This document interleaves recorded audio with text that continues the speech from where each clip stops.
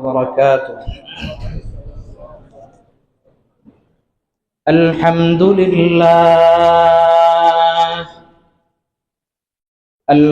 لله نحمده ونستعينه ونستغفره ونؤمن به ونتوكل عليه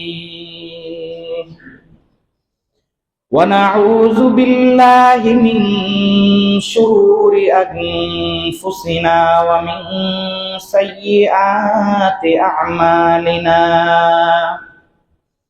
من يهده الله فلا مضل له ومن يضلله فلا هادي له. ونشهد أن لا إله إلا الله وحده لا شريك له. ونشهد أن محمدا عبده ورسوله الذي أرسل إلى كافة للناس بشيرا ونذيرا وداعيا إلى الله بإذنه وسراجا منيرا. قال الله تبارك وتعالى في كلامه المجيد وفرقانه الحميد: أعوذ بالله من الشيطان الرجيم. بسم الله الرحمن الرحيم. وسارعوا إلى مغفرة من ربكم وجنة عرضها السماوات والأرض أعدت للمتقين. وقال رسول الله صلى الله عليه وسلم: أملك عليك لسانك وليسعك بيتك وابك على خطيئتك، أو كما قال عليه الصلاة والسلام. صدق الله مولانا العظيم وصدق رسوله النبي الكريم، ونحن على ذلك لمن الشاهدين والشاكرين، والحمد لله رب العالمين.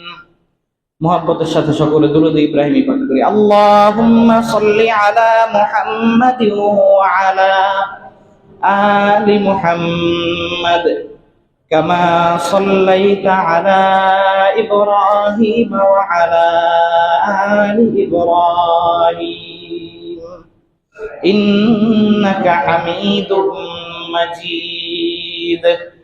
اللهم بارك على محمد وعلى آل محمد كما باركت على إبراهيم وعلى آل إبراهيم إنك حميد مجيد. حبيب خدا أشرف أنبياء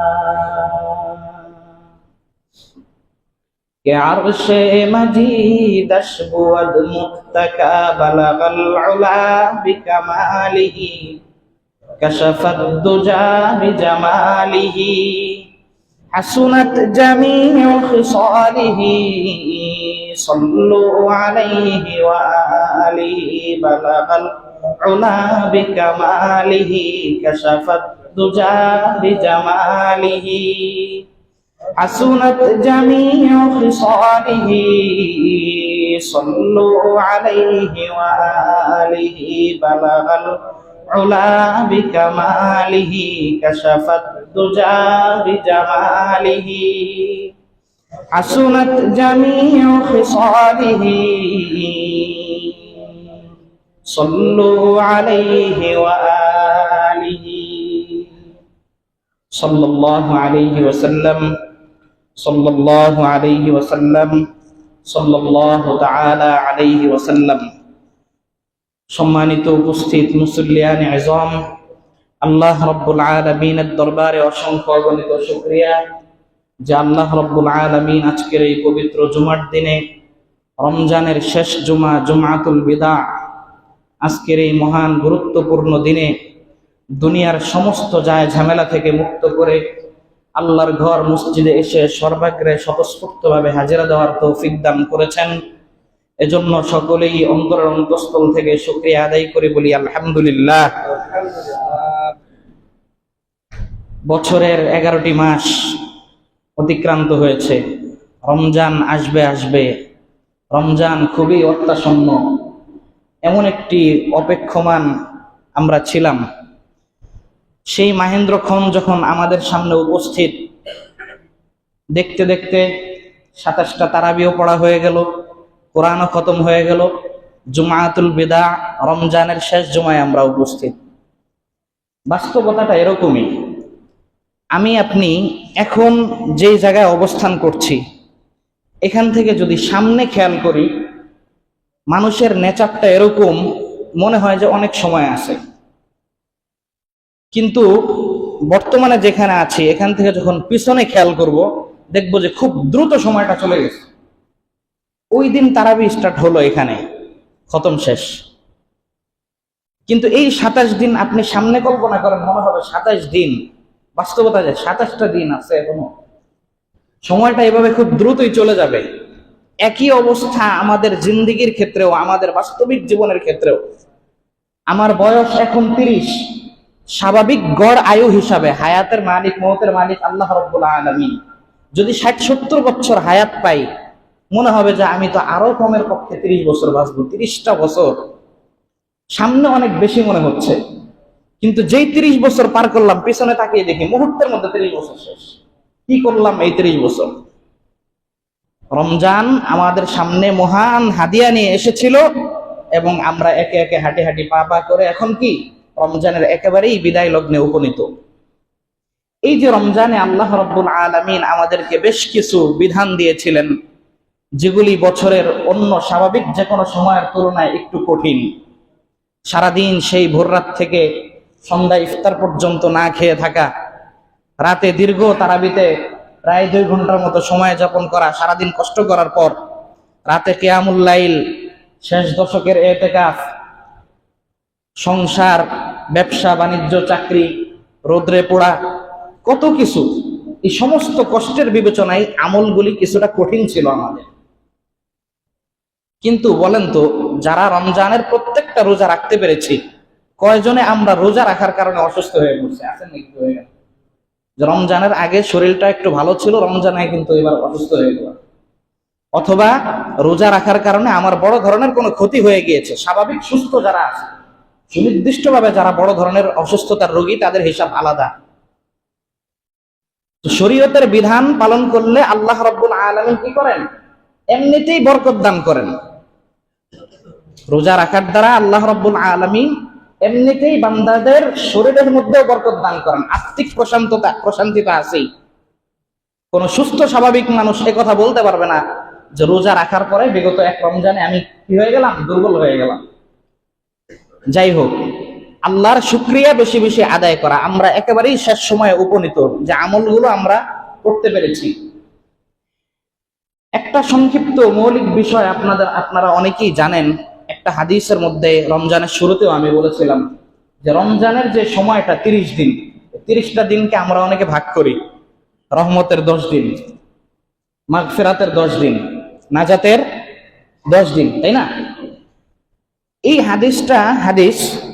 হাদিসের ব্যাপারে গবেষকদের বিভিন্ন মতামত আছে, পক্ষে বিপক্ষে। সেই সমস্ত কথার দিকে আমি যাচ্ছি না। একটা মৌলিক বিষয় বুঝেন, হাদিসের মূল অর্থ কখনো এটা নয় রহমতের 10 দিন মানে এই 10 দিন বান্দা শুধু রহমতই পাবে, মাগফিরাত পাবে না। মাগফিরাতের 10 দিনের মূল অর্থ এটা না যে এই 10 দিন, মাঝখানের এই 10 দিন বান্দা শুধু মাগফিরাত পাবে, নাজাত পাবে না। যদি মূল অর্থ এটাই থেকে থাকে তাহলে উপায় কি হবে? যে ব্যক্তি প্রথম রহমতের 10 দিনে মারা গেল, ও শুধু রহমত পাইল, মাগফিরাত আল্লাহ থেকে ক্ষমা পাইল না। শেষ দশকের যেই দিনের আমরা নাম নাজাত বলছি, মুক্তি, মুক্তির দর্শক, মুক্তি সে পেল না। তাহলে কোন ব্যক্তি যদি রমজানের প্রথম দশকের মধ্যে ইন্তেকাল করে, সে কি কি বলবেন আপনারা? ক্ষমা পাবে না আল্লাহর দরবারে? নাজাত পাবে না? এই জন্য এটা হাদিসের ফজিলত হিসাবে যে এই দিনগুলির মধ্যে আল্লাহ পাক বিশেষভাবে অতিরিক্ত দৃষ্টি নিবদ্ধ করেন, রহমতের দৃষ্টিটা বেশি দেন। তার মানে মাগফিরাত যে নেই তা না।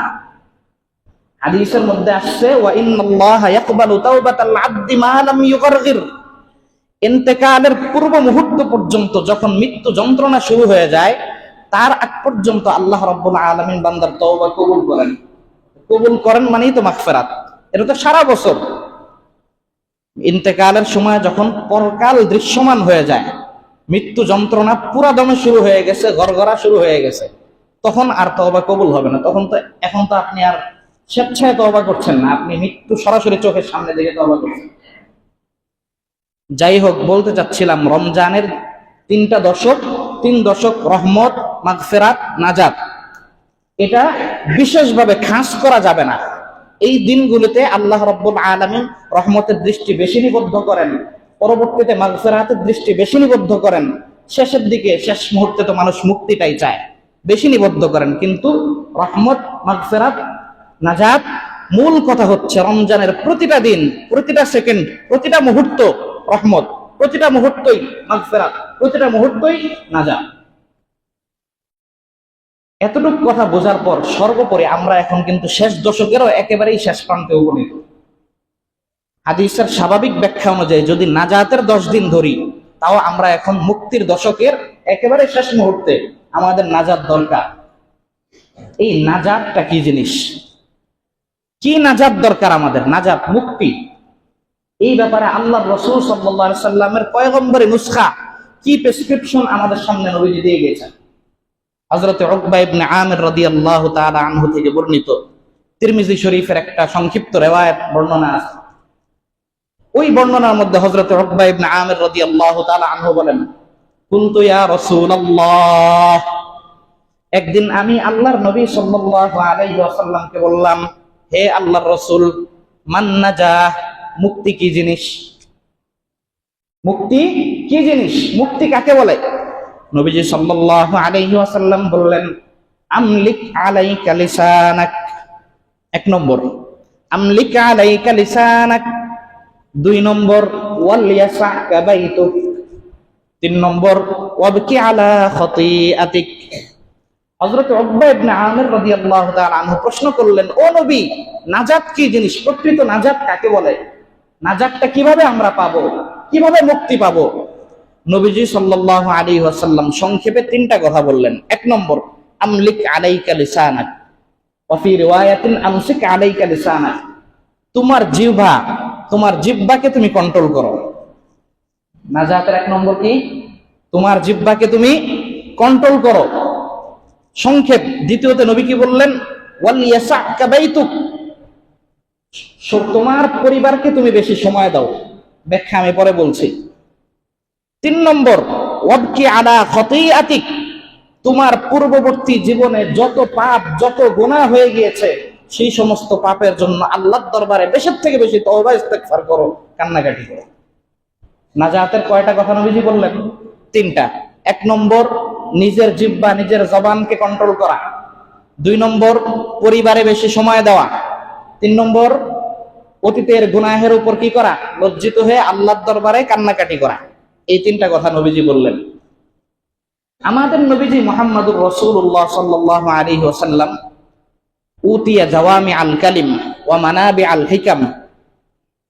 নবীজির কথার সবচাইতে বড় বৈশিষ্ট্য হচ্ছে নবীজি অল্প কথায় অনেক বেশি অর্থ লুকায়িত রাখতে পারতেন। কথা বলতেন অল্প, কিন্তু এই কথার ভাব সম্প্রসারণ পড়ি না আমরা অনেকে। অল্প কথার ব্যাখ্যা অনেক। সব্যসাচী লেখক যারা বিভিন্ন ধরনের লেখা লিখতে পারে, সাহিত্যপূর্ণ লেখা, সংবাদ মাধ্যমের লেখা, যেটাই আপনি দিবেন সেটাই সে সংক্ষেপ মূল কথায় প্রত্যেকটা পয়েন্ট ভিত্তিক কথা নিয়ে আসবে। একজন পরীক্ষার্থী খাতায় 2.5 পৃষ্ঠা লেখে নম্বর পায় 10, আর একজনে 5 লাইন লিখে 10 পেয়ে যায়, মূল কথাটা লিখে ফেলতে পারে। এই জন্যই নবীজির এই কথার ব্যাখ্যা বোঝা দরকার।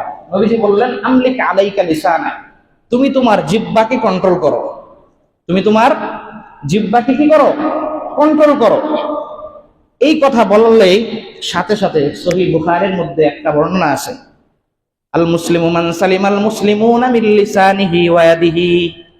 প্রকৃত মুমিনের পরিচয় আল্লাহর নবী সাল্লাল্লাহু আলাইহি ওয়াসাল্লাম বলেন, তোমাদের মধ্যে প্রকৃত মুসলমান হচ্ছে ওই ব্যক্তি যার হাত থেকে, যার জবান থেকে, যার জিহ্বা থেকে অপর আরেকজন ভাই নিরাপদ থাকে।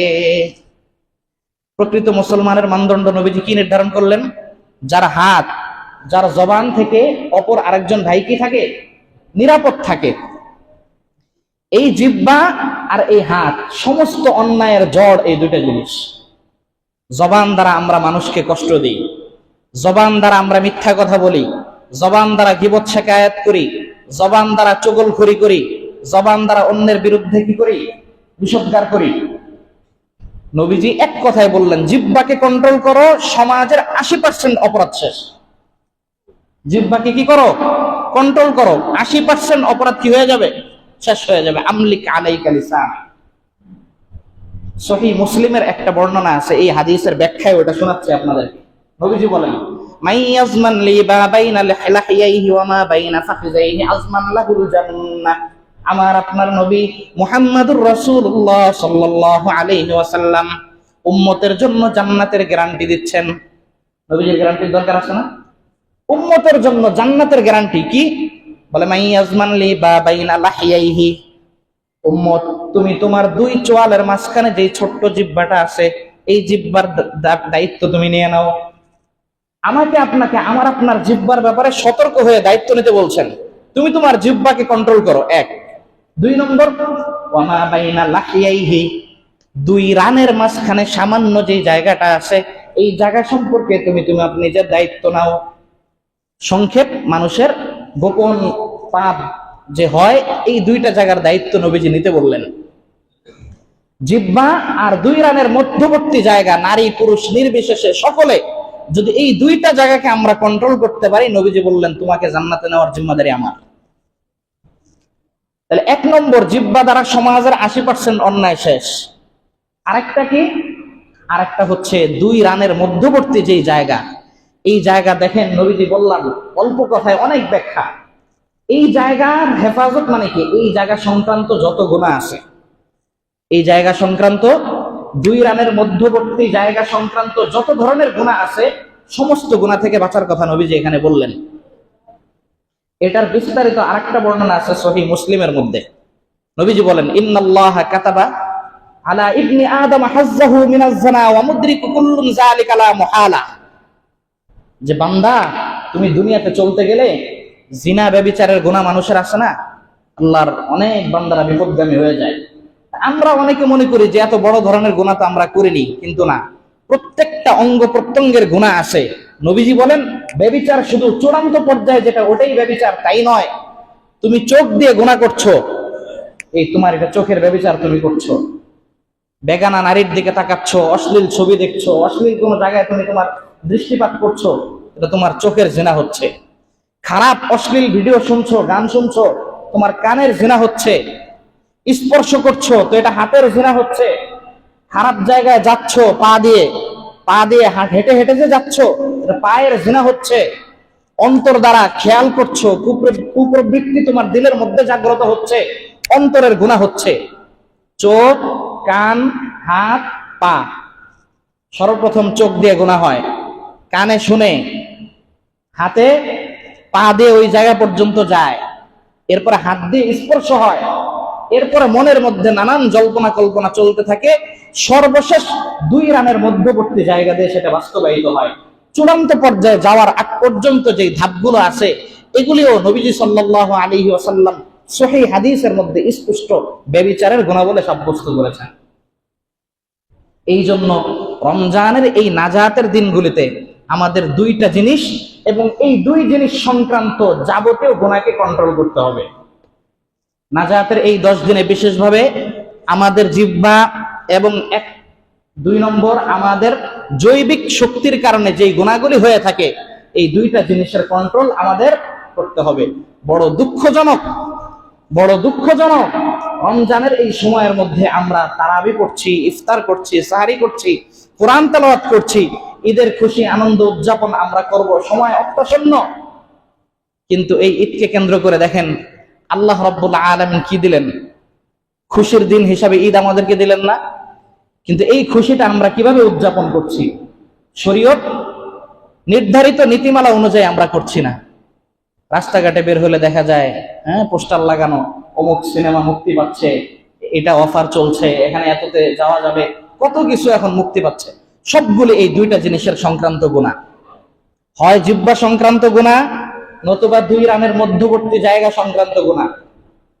এই নাটকের সিরিয়াল আসছে, এই সিনেমার সিরিয়াল আসছে, এখানে অফার চলছে। রমজান যেহেতু আসছে, এই সমস্ত বিষয়ে আমাদের সতর্ক হয়ে যেতে হবে। 1 নম্বর নাজাতের 1 নম্বর উপায় কি বললাম? জিহ্বা সংক্রান্ত কোনো কথা, কাউকে কোনো কটু কথা বলে আঘাত করব না, কাউকে গালিগালাজ করব না। এগুলি ইসলামের এক একটা স্বতন্ত্র আলাদা বিধান। জারাহাতুস সিনানি লাহা ইলতিয়াব ওয়ালা ইয়ালতাবু মা জারাহাল লিসান। কবি বড় আফসোস করে একটা বাস্তবতা উম্মতের সামনে বলেন, দুনিয়ার মুসলমান, আমি আপনি যদি কাউকে হাত দ্বারা আঘাত করি, একটা থাপ্পড় দিলাম, জায়গাটা লাল হয়ে গেল, আধা ঘন্টা পরে এই জায়গাটা সুস্থ হয়ে যাবে। কথা বলেন, হয়ে যাবে না? সুস্থ হয়ে যাবে। একটা লাঠি দিয়ে আঘাত করছেন, 2 দিন পরে সুস্থ হয়ে যাবে। স্বাভাবিক যে কোনো আঘাত আমরা করব, কি হয়ে যাবে? ওটা বড় ধরনের সমস্যা না হলে মানুষ সুস্থ হয়ে যায়। কিন্তু ওয়ালা ইয়ালতামু মা জারাহাল লিসান, আমি আমার আপনার জবান দিয়ে যে আরেক ভাইকে কষ্ট দেই, এইটা কোনোদিনও শেষ হয় না। এই যে ক্ষত, এই ক্ষত কোনোদিনও শুকায় না। একটা কটু কথা, বাজে বড় ধরনের একটা, তাকে আন্ডার এস্টিমেট করে একটা কথা আমি বলছি, এটা কোনোদিনও যায় না। ইন্তেকালের আগ পর্যন্ত মনে পড়ে যে উনি আমাকে এমন একটা কথা বলছে, এটা মানুষ ভুলতে পারে না। এই জন্য বড় সতর্কতার সাথে সাহাবী উকবা ইবনে আমির রাদিয়াল্লাহু তাআলা আনহু প্রশ্ন করার পর নবীজি সংক্ষেপে 2টা কথা বলে দিলেন। জিহ্বার হেফাজত করো, কোনো মুসলমান ভাইকে কষ্ট দিও না, কোনো অপর মানুষকে কষ্ট দিও না, পশু পাখিকে পর্যন্ত কষ্ট দিও না।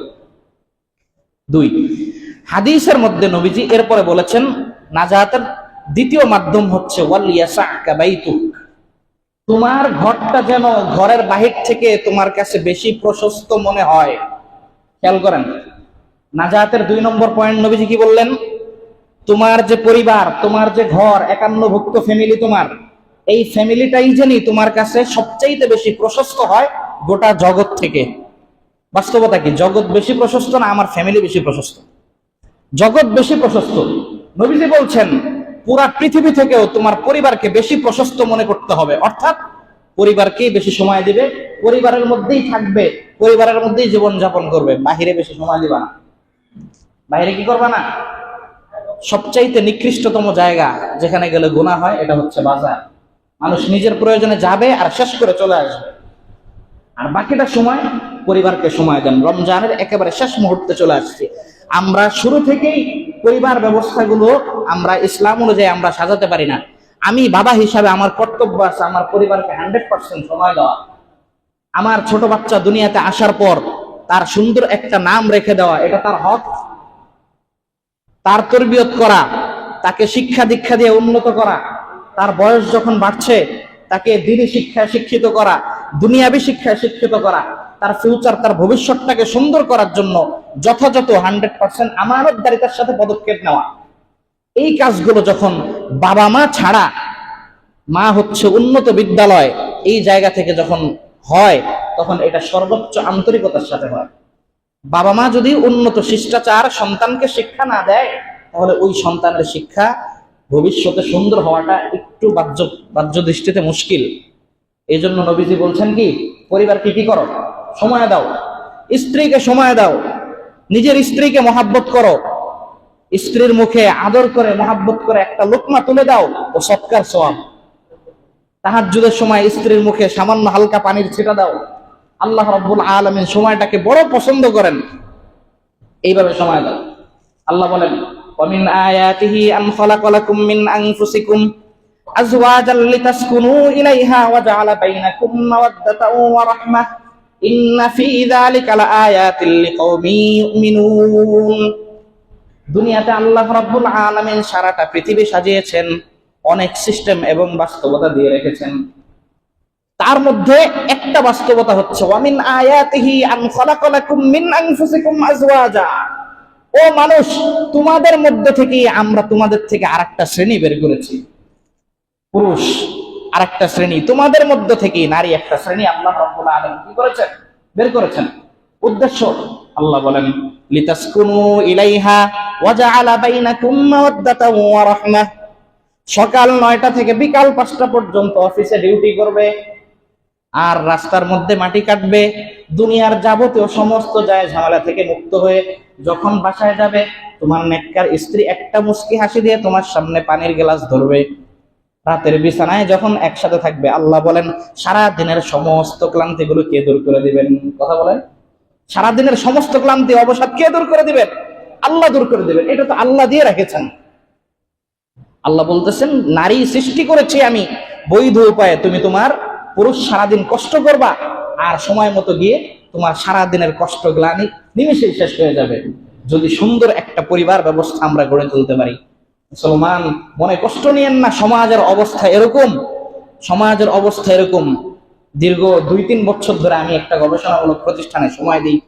অনেক দম্পতি আমাদের সামনে আসে, তালাক হয়ে যায়, ছাড়াছাড়ি হয়ে যায়, বলে হুজুর কি করবো?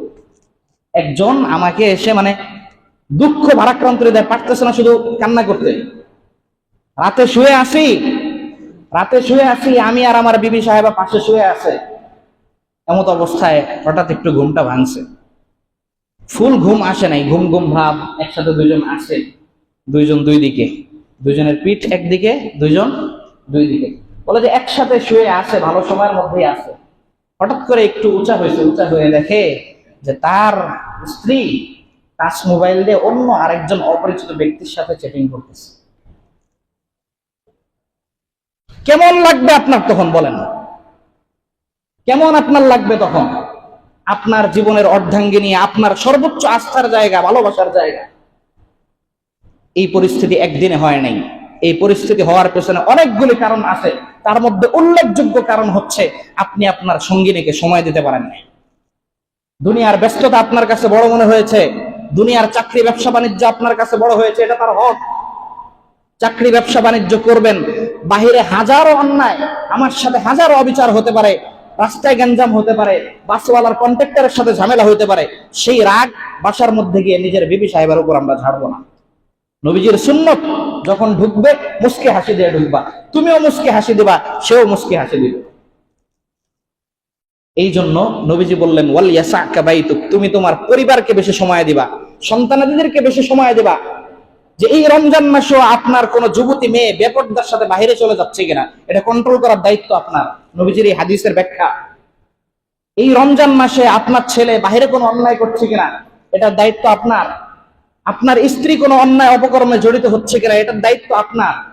আর আধুনিক যুগ হিসাবে নবীজি বলছেন পৃথিবীর থেকে তোমার পরিবারকে বেশি সময় দাও। এখন কিন্তু যুগ ডিজিটাল হয়ে গেছে, এখন পরিবারের মধ্যে থেকেও বাহিরে বিচরণ করা যায়। পরিবারের মধ্যে থেকেও কি বাহিরে বিচরণ বেশি করা যায়। সেটা কি? TV, mobile, internet. একসাথে আসি কিন্তু যে যার যার ব্যস্ততা নিয়ে আসে, এগুলি করা যাবে না। তাহলে নাজায়াতের শেষ দশকে নাজায়াতের উল্লেখযোগ্য দ্বিতীয় আরেকটি মাধ্যম নবীজি কি বললেন? তোমার পরিবারকে কি করো? বেশি সময় দাও। এরপর ওয়াবকি আলা খতিআতিক, তুমি তোমার জিন্দেগীর সমস্ত গুনার উপর কি করতে থাকো? অনবরত তওবা ইস্তিগফার করতে থাকো, কান্নাকাটি করতে থাকো। কারণ ওয়াহুয়া শাহরুস সবর ওয়া শাহরুল মুওয়াসাত, এই রমজান মাস ধৈর্যের মাস। গুনাহ মানুষের দিলের মধ্যে চলে আসে। আল্লাহ তাআলা গুনার প্রতি মানুষকে একটা আকৃষ্ট মনোভাব দিয়ে সৃষ্টি করেছেন। কারণ দুনিয়া এটা হচ্ছে পরীক্ষার জায়গা, এটা হচ্ছে পরীক্ষার জায়গা। গুনাহ থেকে যখন আমরা বাঁচলাম, এটাকে বলা হয় সবর আলাল মাসিয়াত। গুনাহ থেকে বেঁচে থাকার জন্য ধৈর্য ধারণ করা। এই রমজান মাস হচ্ছে শাহরুস সবর। আমাদের কি করতে হবে? রমজানের গুনাহ থেকে বেশি বাঁচার চেষ্টা করতে হবে। এরপর নিমক হারামি করা যাবে না। এই যে রমজান মাস, আল্লাহ তাআলা আমাদেরকে কি হাদিয়া দিয়ে আনলেন না? বিশাল উপঢৌকন দিয়ে আনছেন। উদ্দেশ্য কি? শুধু এই রমজান মাসে আমরা বিরত থাকবো, ঈদের চাঁদটা উঠতে দেরি আবার অন্যায় অপকর্মে জড়িয়ে যাব? এই কাজ করা যাবে না। এখান থেকে একটা ট্রেনিং, একটা অনুশীলন আমরা নিলাম। বাকি 11 মাসও ইনশাআল্লাহ আমরা কি অন্তত 5 ওয়াক্ত নামাজ ঠিকঠাক মতো পড়বো। অন্য কোনো যা কিছু আমল খুব বেশি করতে পারি আর না পারি, একটা প্রতিজ্ঞা নিয়ে আমরা বের হব যে আমার সারা বছরের 5 ওয়াক্ত টাইম টু টাইম জামাতের নামাজ এটা মিস হবে না ইনশাআল্লাহ। এটা কি হবে না? আমাদের মিস হবে না। রমজানের 3টা কথা বললাম।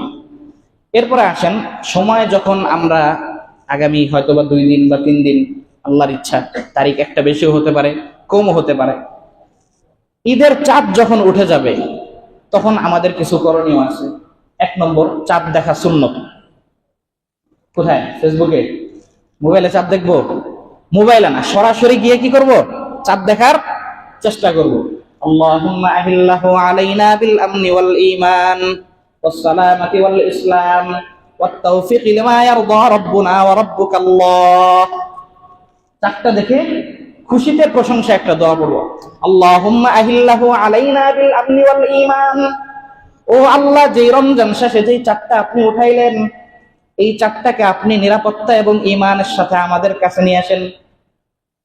শাওয়াল আরেকটা মাস আসলো না, আরবিতে আরেকটা মাস শুরু হলো, তো সেই মাসে কি আমাদের ঈমানি কার্যক্রম আছে না? না নাই? হ্যাঁ। ওয়াস সালামাতি ওয়াল ইসলাম, নতুন আরেকটা সময় আসলো, আরেকটা মাস আসলো। এই মাসটাকে আপনি আমাদের উপর ইসলামের সাথে এবং সর্বাঙ্গীন নিরাপত্তার সাথে আপনি আমাদের উপর উদিত করেন। আর ওয়াত তাওফীক লিমা ইয়ারদা রাব্বুনা, আর আমাদের রব আপনি যা পছন্দ করেন সেই জিনিসের তৌফিক দিয়ে এই চাঁদটাকে আপনি আমাদের পর্যন্ত আনেন। দোয়া পড়বো। 1 নম্বর, চাঁদ দেখে কি পড়বো? দেখার চেষ্টা করবো সচক্ষে সুন্নত। এরপরে এই দোয়াটা পড়বো ইনশাআল্লাহ। এরপরে রমজানের যে উদ্দেশ্য, রমজানের ক্ষেত্রে আল্লাহ রাব্বুল আলামিন রোজাগুলোকে ফরজ করেছেন।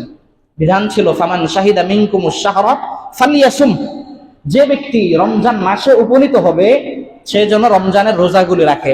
আমরা আলহামদুলিল্লাহ রমজানের রোজাগুলো রাখতে পারলাম। এরপর আল্লাহ রাব্বুল আলামিন বলছেন ওয়ালিতুকমিলুল ইদ্দাতা ওয়ালিতুকাব্বিরুল্লাহা আলা মা হাদাকুম ওয়া লাআল্লাকুম তাশকুরুন। রমজানের সময় পুরা 30টা রোজা 29টা রোজা পরিপূর্ণ রাখছো, তোমার ইদ্দত, তোমার টাইমটা তুমি পূর্ণ করছো। এবার আল্লাহর নামে তাকবীর দাও, স্লোগান দাও, আল্লাহু আকবার, আল্লাহু আকবার, লা ইলাহা ইল্লাল্লাহ, আল্লাহু আকবার, আল্লাহু আকবার, ওয়ালিল্লাহিল হামদ, আল্লাহু আকবার, আল্লাহু আকবার, লা ইলাহা ইল্লাল্লাহ, আল্লাহু আকবার, আল্লাহু আকবার, ওয়ালিল্লাহিল হামদ। ও আল্লাহ, রমজানের 30টা রোজা রাখলাম, 30টা তারাবি পড়লাম, কোরআন খতম করলাম, আপনার বড়ত্বের স্লোগান দিলাম। প্রত্যেকদিন নামাজের মধ্যে সূরা ফাতিহা 70 বার পড়ছি, 60 থেকে 70 বার, পুরা রমজানে 2000 বার। আল্লাহর বড়ত্বের স্লোগান। এখন যখন কি হয়ে গেছে, ঈদ উদিত হয়ে গেছে, তাকবীর লাগাও খুশিতে, আল্লাহু আকবার, আল্লাহু আকবার, সানন্দে মহাব্বতের সাথে আমরা কি করবো? তাকবীর গুলো, লা ইলাহা ইল্লাল্লাহু, আল্লাহু আকবার, আল্লাহু আকবার, ওয়ালিল্লাহিল হামদ, তাকবীর গুলো পড়বো। ঈদের নামাজে যাওয়ার আগে আরেকটা কথা আছে, আপনারা আগেও বলেছি আপনাদেরকে, সদকাতুল ফিতরের একটা বিধান আছে। কি আছে? সদকাতুল ফিতরের একটা বিধান। ফারাদ রাসূলুল্লাহ সাল্লাল্লাহু আলাইহি ওয়াসাল্লাম যাকাতুল ফিতরি তুহরাতান লিস-সাইম মিনাল লাগwi ওয়ার রাফাস ওয়া তু'মাতান লিল মাসাকিন। নবীজি বলতেছেন, ও আমার উম্মতেরা, তোমাদের উপর সদকাতুল ফিতর, যাকাতের আলোচনা না, যাকাতের আলোচনা আগে হয়েছে, সদকাতুল ফিতর ফরজ করা হয়েছে, ওয়াজিব করা হয়েছে। কেন? এই রমজানের রোজাগুলো রাখতে গিয়ে আমরা কি শতভাগ বলতে পারি যে রোজার হক আমরা আদায় করতে পেরেছি? বলতে পারি শতভাগ? রোজা রাখছি, রোজা রাখা অবস্থায় ঝগড়া বিবাদ করা নিষেধ ছিল, আমি ঝগড়া করেছি। রোজা রাখা অবস্থায় গুনাহ তো এমনি নিষেধ, রোজা অবস্থায় আরো বেশি মারাত্মক অপরাধ ছিল, আমার দ্বারা গুনাহ হয়ে গেছে। টুকটাক গুনাহ আমার আপনার দ্বারা অনিচ্ছা সত্ত্বেও হয়ে গেছে, ইচ্ছাকৃত হলে তো বড় ভয়ঙ্কর অবস্থা। এই টুকটাক যে গুনাহগুলো হয়ে গেল, এই গুনাহের কাফারা স্বরূপ, এই গুনাহের ক্ষতিপূরণকারী হিসাবে আল্লাহ রাব্বুল আলামিন সদকাতুল ফিতর দিয়েছেন। 1 নম্বর উদ্দেশ্য। তুহরাতান লিস-সাইমি মিনাল লাগবি ওয়ার রাফাস। 2 নম্বর ওয়া তু'মাতান লিল মাসাকিন। সাদকাতুল ফিতরের আরেকটা উদ্দেশ্য, রমজানে আল্লাহ রাব্বুল আলামিন রোজা রেখেছেন, ইফতার করেছেন, যাকাত দিয়েছেন, রমজানে আল্লাহ রিজিক বাড়ায় দেন নাই? কথা বলে না। অধিকাংশ মানুষ রমজানে আপনারা বছরের সময় যা খান এর চেয়ে ভালোই খেয়েছেন, আমি তো আলহামদুলিল্লাহ বলতে পারি। রমজানে বেশি খাওয়া হয়, রোজা মানে না খেয়ে থাকা না। রোজা ইফতার দিয়ে শুরু হয়, সাহারি দিয়ে শুরু হয়, ইফতার দিয়ে শেষ হয়। শুরুতেও খাওয়া, শেষেও খাওয়া। রোজা মানেই তো খাওয়া।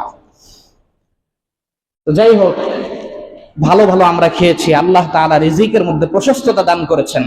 এরপর যখন আমরা ঈদগাহে যাব, ঈদগাহের মধ্যে জামিয়ার ঈদগাহে, আরো সবচেয়ে সুন্দর গ্রাম দেশে এখন এই পরিবেশটা আছে যে শহরের কোনো বড় ঈদগাহ যদি থাকে, কয়েক মহল্লা গিয়ে ওখানে নামাজ পড়ে, এটা আরো বেশি সুন্দর। কিন্তু আমাদের ঢাকার শহরে ওরকম স্পেসের অভাব, হ্যাঁ, যে পরিমাণ জনবসতি। একটা ইয়াতে দেখছিলাম, আর্টিকেল পড়ছিলাম যে ঢাকাকে সম্ভবত আবাদ করা হয়েছিল 35,000 মানুষের জন্য। কত মানুষের জন্য? ঢাকার সিটি মূল শহরটাকে আবাদ করা হয়েছে 35,000 মানুষের জন্য। এখানে এখন মানুষ আছে 5-7 কোটির উপরে। এই হচ্ছে আমাদের অবস্থা, জীবনযাত্রার মান যে যত বড় হয় সবাই ঢাকামুখী, সবাই ঢাকামুখী। এইভাবে তো আমাদের সম্ভব না। তারপরেও আমরা চেষ্টা করব যার যার সাধ্যের আলোকে। আমাদের যেহেতু মাঠ আছে, তো আমাদের নামাজটা কি হবে? মাঠে হবে ইনশাআল্লাহ। তো মাঠে আমরা মুসলিম ভাই, ধনী গরিব নির্বিশেষে, রাজা বাদশা ফকির নির্বিশেষে একসাথে জমা হব। তো ওই জমা হওয়ার আগেই আমাকে আল্লাহ রাব্বুল আলামিন যে সম্পদ দান করেছেন, আমি তো খুব আনন্দ করলাম, কিন্তু ঈদগাহে যাওয়ার আগে আগেই সদকাতুল ফিতর আদায় করে দিবেন, যাতে করে আপনার যে প্রতিবেশী গরিব অভাব অনটনে রয়েছে তার মুখেও যেন একটু হাসি ফোটার বন্দোবস্ত হয়। ইসলাম সামগ্রিক, সর্বব্যাপী, সর্বকল্যাণের জন্য ইসলাম চিন্তা করে, সবার জন্য। এই জন্য অবশ্যই খুব ভালোভাবে খেয়াল করে যে আমার আশপাশে সত্যিকার অর্থে গরিব কে আছে, তাকে গোপনে দেওয়ার চেষ্টা করবেন। দেখেন, গরিব অনেক মানুষ আছে কি সরাসরি চাইতে পারে, সবচেয়ে কষ্টে থাকে তারা যারা মানুষের কাছে হাত পাততে পারে না। খুব ভালোভাবে বুঝবেন, বুঝে দিবেন। যাকাতও দিয়ে দিবেন, কিন্তু বলবেন না যে এটা যাকাত, এটা বললে নিতে চাবে না সে। বলেন ভাই এটা আপনার ঈদের উপহার, বাবুকে কিছু কিনে দেন। ধরেন বন্ধু, ফ্রেন্ড সার্কেলের মধ্যে মানুষ যেরকম দেওয়া নেওয়া করে, হাদিয়া উপঢৌকন এভাবে দিয়ে দিবেন। সদকাতুল ফিতরটা আমরা কি করব? আদায় করে দিব। ঈদুল ফিতরের মধ্যে যখন যাব, রাস্তায় মৃদু আওয়াজে তাকবীর পড়তে পড়তে যাব, আল্লাহু আকবার, আল্লাহু আকবার, লা ইলাহা ইল্লাল্লাহু, আল্লাহু আকবার, আল্লাহু আকবার, ওয়া লিল্লাহিল হামদ। ঈদগাহে যাওয়ার আগেই সদকাতুল ফিতর দিয়ে দেওয়ার চেষ্টা করব, এটাই উত্তম। একান্ত দিতে না পারলে নামাজের পরে দিলেও হয়ে যাবে। সদকাতুল ফিতর যে আমরা আদায় করব, এক্ষেত্রে অবশ্যই আমরা তো একটা অবস্থা হয়ে গেছে যে আমরা জানি না যে সদকাতুল ফিতর কি কি পরিমাণ দিতে হয়। সবাই সর্বনিম্ন রেটটা জানি 110 টাকা। বর্তমান বাজারে এই বছরের কি 110 টাকা, আটার হিসাব, গমের হিসাব, তাই না? আসলে দেখেন, জীবনে বহু মানুষ এরকমও দেখেছি। আমার পরিচিত একজন নিজের শুধু পোশাকটাই কিনছে, মানে পোশাকের আশপাশ মিলায় তার 10,000 টাকা খরচ। ঈদের মার্কেট, সদকাতুল ফিতর দিয়েছে 70 টাকা, ফিতরা দিয়েছে কত? 70 টাকা। শুকরিয়া আদায় করা দরকার। আপনার ওই 70 টাকা আল্লাহ পাক কবুল করেছেন, শুকরিয়া। আল্লাহ এটা কবুল করেন নাই, ব্যাপারটা এরকম না। আল্লাহ কিন্তু ওইটাই কবুল করেছেন। কিন্তু আমার আপনার কি, আফালা আকুনু আবদান শাকুরা, কৃতজ্ঞতার জায়গা থেকে আমার আপনার কিছু করণীয় আছে না? এই সর্বনিম্নটাই দিতে হবে। সবাই গম আর আটা দিয়ে দিবেন। সাহাবা ইকরামের যুগে খেয়াল করেন, মুয়াত্তা মালিকের মধ্যে স্পষ্ট হাদিস আসছে, আল ইস্তিফতারের মধ্যেও আছে। অধিকাংশ সাহাবা ইকরাম বেশিরভাগ সময় ওনাদের প্রিয় খাবার ছিল খেজুর। খেজুর খেজুর দিয়ে দিতেন, কিশমিশ দিয়ে দিতেন, পনির দিয়ে দিতেন। খেজুর একটা দামি জিনিস। সৌদি আরবের এখনো যারা আসলাম সৌদি আরব, মূলগতভাবেই সৌদি বাসিন্দা যারা, তাদের বাসায় এখনো শুনেছি যে আপনি 1 কেজি মিষ্টি নিয়ে গেলে তারা যে পরিমাণ খুশি হয়, এর চেয়ে খেজুর নিয়ে গেলে ডবল বেশি খুশি হয়। এই প্রিয় জিনিস দ্বারা তারা দিত। উল্লেখযোগ্য 5-7 জন সাহাবীর ব্যাপারে এরকম বর্ণনা আছে, বড় বড় সাহাবী, তারা ওই যুগের গম আর আটা দিয়ে কি করতেন? সদকাতুল ফিতর আদায় করতেন। এর মানে কি কোনটা দিয়ে দিতেন? না, সৌদি আরবে, আরবের সেই প্রাচীন আরবে ওই সময় খেজুরের যেই পরিমাণ প্রচলন ছিল, আটার প্রচলন এই পরিমাণ ছিল না, গমের প্রচলন এই পরিমাণ ছিল না। একই খাদ্য নিয়মতান্ত্রিক খেতে থাকলে ওটার মধ্যে আকর্ষণটা একটু কমে যায়, স্বাভাবিক।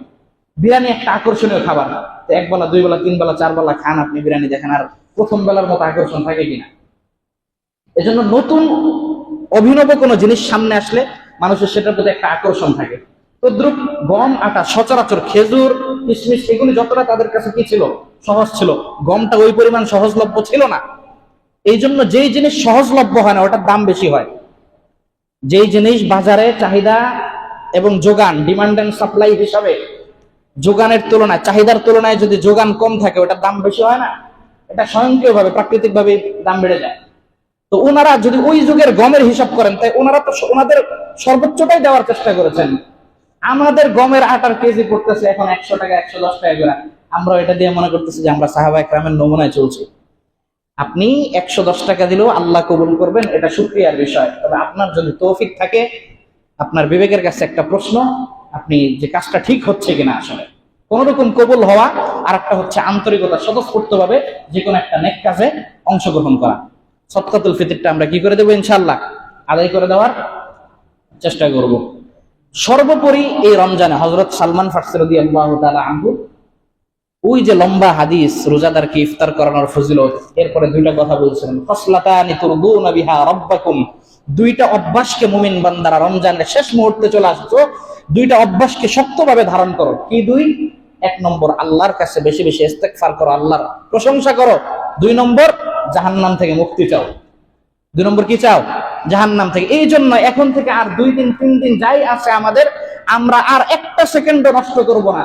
নবীজির এই নাজাতের শেষ দশকের 3টা নুসখা বললাম। 1 নম্বর নিজের জিহ্বা এবং নিজের যৌনাঙ্গের হেফাজত করব, এবং এই সংক্রান্ত যত গুনাহ আছে সমস্ত গুনাহ থেকে একদম স্টপ, আর কোনো গুনাহ হবে না। নজরের গুনাহ হবে না, কানের গুনাহ হবে না, হাতের গুনাহ হবে না। 1 নম্বর করণীয়।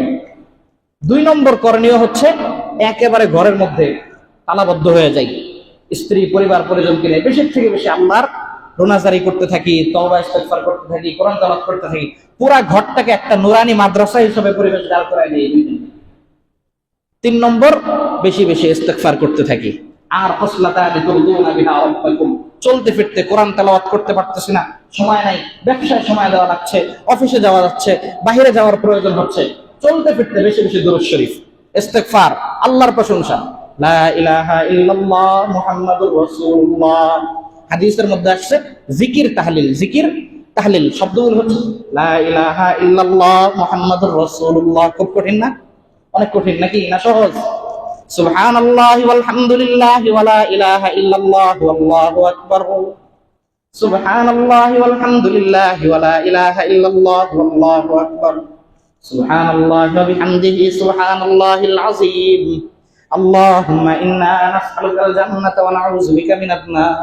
বেশি বেশি বেশি বেশি কালেমা শরীফ, লা ইলাহা ইল্লাল্লাহ মুহাম্মাদুর রাসূলুল্লাহ, এরপর সুবহানাল্লাহ ওয়াল হামদুলিল্লাহ ওয়া লা ইলাহা ইল্লাল্লাহ ওয়াল্লাহু আকবার। আর বুখারী শরীফের ওই যে শেষ হাদিস, 7 আসমান 7 জমিনের থেকেও পাল্লায় ভারী বেশি, সুবহানাল্লাহি ওয়া বিহামদিহি সুবহানাল্লাহিল আযীম। এই সহজ কালেমাগুলো যখন পড়ব, সাথে সংক্ষিপ্ত ভাবে আল্লাহর দরবারে দোয়া করব, আল্লাহুম্মা ইন্না নাসআলুকাল জান্নাতা ওয়া নাউযু বিকা মিনান নার। ও আল্লাহ, রমজান বিদায় নিয়ে যাচ্ছে, মেহেরবানি করে আপনি আমাকে জান্নাতের মালিক বানিয়ে দেন, জাহান্নাম থেকে চূড়ান্ত মুক্তির বন্দোবস্ত করে দেন। এই দোয়াটা বেশি বেশি। আরেকটা দোয়া যদি পারেন না, হযরত রাসূল আকরাম সাল্লাল্লাহু আলাইহি ওয়াসাল্লাম নিজের স্ত্রীকে শিখিয়েছেন, সুবহানাল্লাযী আদাদা খালকিহি ওয়া রিদা নাফসিহি ওয়া জিনাতা আরশিহি ওয়া মিদাদা কালিমাতিহি। দোয়ার অর্থটা দেখেন, সুবহানাল্লাহি ওয়া বিহামদিহি, আল্লাহর প্রশংসা, আল্লাহর প্রশংসা বর্ণনা করছি, আল্লাহর পবিত্রতা ঘোষণা করছি। কি পরিমাণ আল্লাহর প্রশংসা? বলে আদাদা খলকিহি, বলে আল্লাহ আপনার সৃষ্টি জগৎ যতখানি, আপনার যত মাখলুক আছে ওই পরিমাণ প্রশংসা। আল্লাহর সৃষ্টি গুণে শেষ করতে পারবেন? এজন্য একটা সংক্ষেপ কথা, যে আপনার সৃষ্টি যতখানি ওই পরিমাণ প্রশংসা পবিত্রতা ঘোষণা করলাম। আদাদা খলকিহি ওয়া রিদা নাফসিহি, বলে আল্লাহ আপনার প্রশংসা পবিত্রতা বর্ণনা করলাম। কি পরিমাণ? যেই পরিমাণ বর্ণনা করলে আপনি খুশি হবেন ওই পরিমাণ করলাম। ওয়া রিদা, কি পরিমাণ আমার জানা নাই, বলে ওই পরিমাণ করলাম, ওই মনোভাব নিয়ে করলাম যে পরিমাণ করলে আপনি খুশি হবেন। ওয়াজিনাতা আরশিহি, আপনার যে আরশ, এই আরশের ভার পরিমাণ, আরশের ওজন পরিমাণ আপনার প্রশংসা করলাম। ওয়া মিদাদা কালিমাতিহি, প্রশংসার যত বাক্য হতে পারে সমস্ত বাক্য দিয়ে আপনার প্রশংসা আমি করলাম।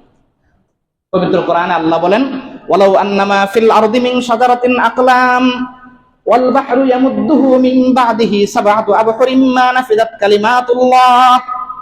সারা পৃথিবীর গাছগুলো লাকড়িগুলোকে যদি কলম বানানো হয়, আর সমুদ্র নদী নালা খাল বিলের সমস্ত পানিগুলোকে কালি বানানো হয়, এই সব সমুদ্র মিলে যদি আরো 7টা সমুদ্রের সম পরিমাণ হয়, সারা পৃথিবীর কলম দিয়ে আর ওই পরিমাণ পানির কালি দিয়ে যদি আল্লাহর প্রশংসা লেখা হয়, আল্লাহর প্রশংসা কোনোদিন শেষ হবে না।